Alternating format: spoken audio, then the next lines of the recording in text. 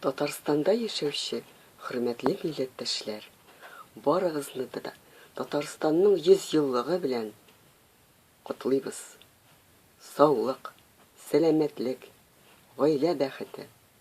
Татарстанны үстерү эшләрендә зур уңышлыклар телибез.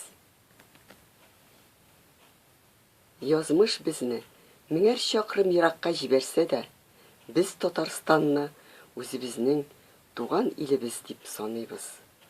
Татарстанның иң көчле һәм яхшы эшләүче регионы булуына, дәрәҗәсе үсүенә горурланабыз, чын күңелдән шатланабыз. Туган телебезне, культураны сакларга тырышуыбызга шул безгә бик дәрт бирә.